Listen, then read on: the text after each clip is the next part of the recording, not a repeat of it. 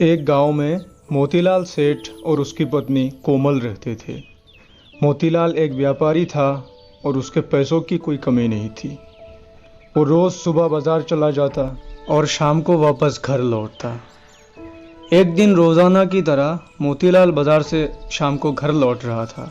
तभी उसे रास्ते में अपने बचपन के दोस्त मनोज से मुलाकात हो गया। मनोज को देख के उसके पास गया और बात करने लगा। अरे मनोज, कैसा है भाई? बड़े दिनों बाद मिला है। कहाँ था इतने दिन और रहता कहाँ है तू आजकल? और ये हाथ में ये बैग वगैरह लेके कहाँ चल पड़े? अरे नहीं यार, बस एक नौकरी के तलाश में आया था और यहाँ पास ही एक शहर में नौकरी मिल भी गई। लेकिन अब रहने के लिए किराए के घर ढूंढ रहा हूँ। अगर तेरे पहचान में ऐसा कोई घर हो तो मुझे बताना। अरे उसकी क्या ज़रूरत है, तू मेरे घर में रह ले। मेरा घर भी यही पास ही है। तू जितने दिन चाहे उतने दिन रह सकता है। अगर ऐसी बात है तो मैं तेरे घर में ही रह लेता हूँ। तेरे घर में रहूँगा तो मेरे लिए नौकरी के लिए भी आसानी हो जाएगी। मोतीलाल मनोज को अपने साथ लेके अपने घर की तरफ रवाना हो गया।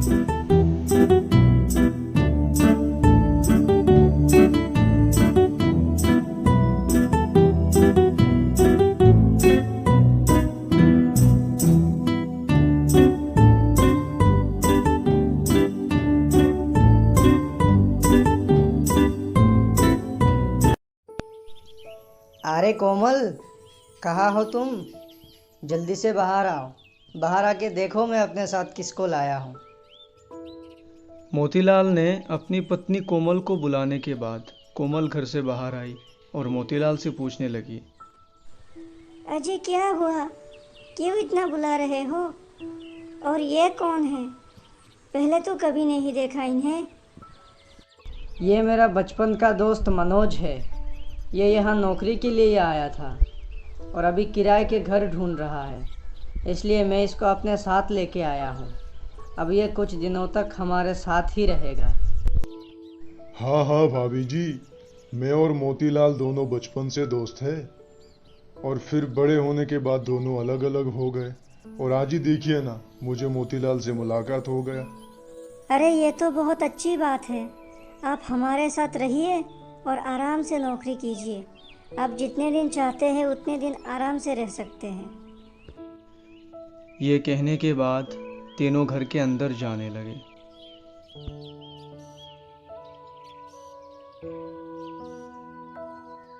आप दोनों बैठ के बातें कीजिए, मैं जाके पानी लेके आती हूँ।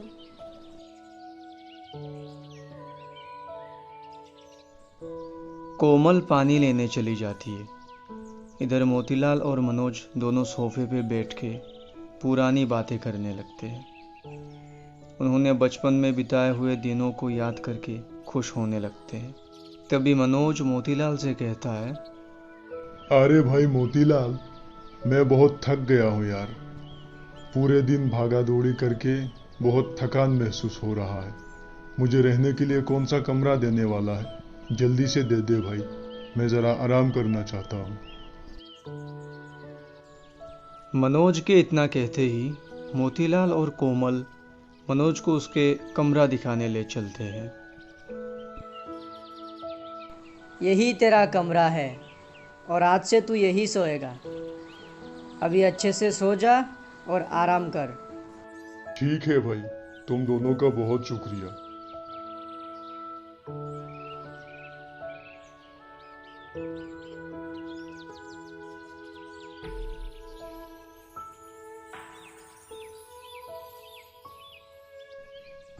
कोमल और मोतीलाल दोनों अपने कमरे में चले गए। इधर मनोज भी अपने कमरे में आराम करने लगा। पूरे दिन की भागा दौड़ी और थकान की वजह से सोते ही उसको नींद आ गई और वो सो गया।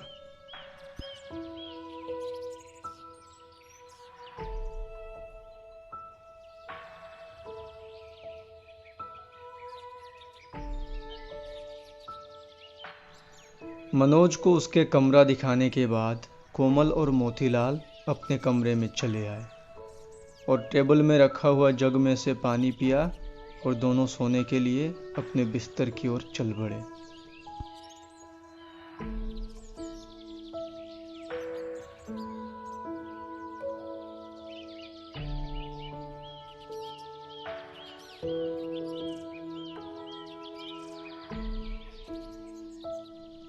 अगले दिन सुबह कोमल उठ के जब अलमारी खोलने गई तो उसको पता चला कि अलमारी में से पैसे और गहने गायब हो गए थे।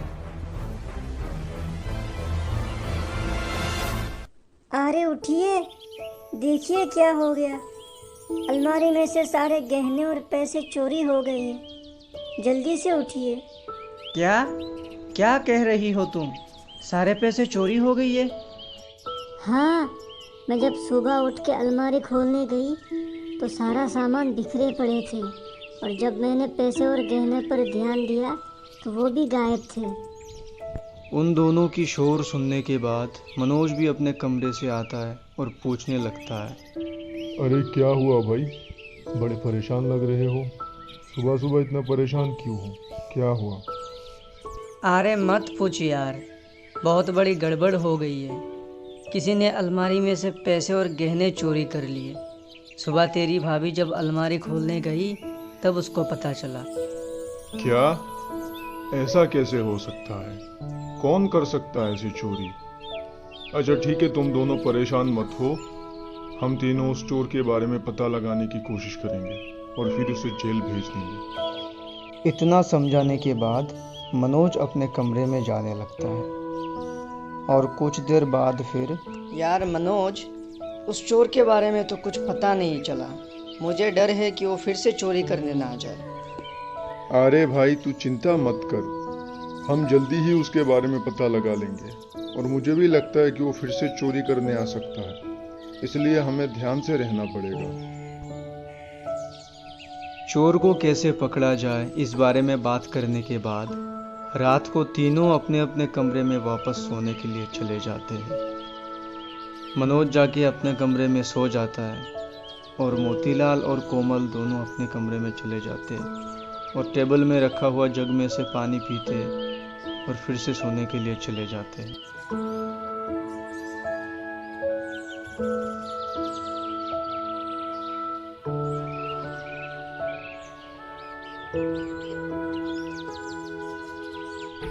अगले दिन सुबह कोमल उठ के जब अलमारी खोलने गई तो फिर से वही हाल। अलमारी का लॉक टूटा पड़ा था, सारे सामान बिखरे पड़े थे, पैसे और गहने फिर से गायब थे। उन दोनों की शोर शराबा सुनकर फिर से मनोज आता है और उन दोनों को समझाने लगता है। कुछ देर तक समझाने के बाद मनोज फिर से अपने कमरे में चला जाता है। इतना कुछ हो जाने के बाद कोमल को मन ही मन कुछ शक होने लगती है और वो मोतीलाल को बोलने लगती है। रोज रोज हमारे घर में चोरी होने लगी और मुझे ना मनोज भैया के ऊपर शक हो रहा है, क्योंकि हमारे घर में जब भी चोरी होती है वो कुछ ना कुछ बहाना दे के चले जाते हैं, कुछ ना कुछ समझा के चले जाते हैं। हमें ना उन पर नज़र रखनी चाहिए। क्या तुम्हें ऐसा लगता है? पर मुझे तो नहीं लगता, क्योंकि वो मेरा दोस्त है, वो कैसे चोरी कर सकता है। अच्छा ठीक है, अगर तुम चाहती हो तो हम उस पर नज़र रख के देख सकते हैं। इतना कहने के बाद वो दोनों अपने कमरे में जाकर सोने के नाटक करने लगते हैं। कुछ देर बाद वो देखते हैं कि मनोज उनके कमरे में आता है और उनके पानी में कुछ मिलाने लगता है। मनोज कुछ देर इधर उधर देखने के बाद उनके पानी में कुछ मिलाकर वहाँ से चला जाता है। फिर कुछ समय बाद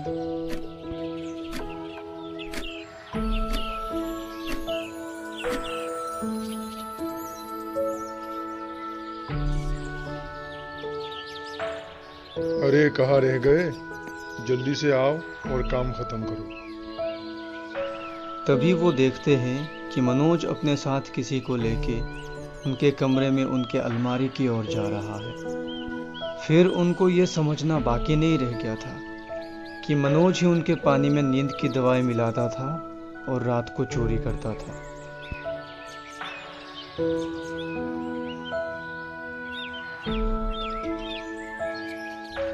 कुछ देर बाद मनोज वहां से बाहर आता है और अपने साथ लाए हुए उस आदमी को चोरी छुप के वहां से भाग जाने को कहता है।